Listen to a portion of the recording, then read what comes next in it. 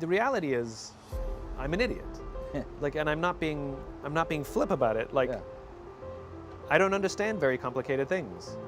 And so I ask a lot of questions so that the person who's telling me something complicated, who's talking in terms as if I understand them, finance or neuroscience, I don't know what you're talking about. Right. And I ask enough questions just so that I understand it.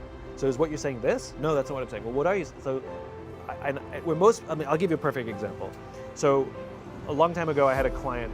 They were a public company, and they brought me on to do some work for them, but they invited me to sit in on a meeting from the consultant that they had hired.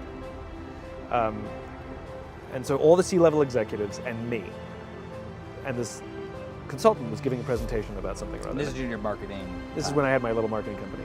And all the C-level executives were sitting there nodding and taking notes on the PowerPoint that they had printed up in front of them, and I had it as well, and I didn't understand a frickin' word of it. Yeah. Right? I was like looking around like, and so I'd raise my hand and say, I'm really, really sorry.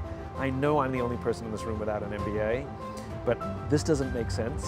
Like, you say A plus B equals C, but based on your logic, A plus B equals D. Can you just say it again, please? I'm really sorry to slow the meeting down, everybody.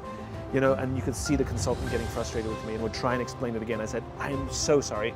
And one by one, all the C-level executives said, yeah, I don't understand it either. Now, if the idiot hadn't spoken up and said, I don't understand, they all would have nodded their heads for fear of looking stupid because they didn't understand. And they would have paid a lot of money for a document they didn't understand, and they would never have used it and would have sat on a shelf. And it's because I'm okay being the idiot. That's why I'm not being flip. I'm okay everybody in the room going, because I have to ask questions until I understand it.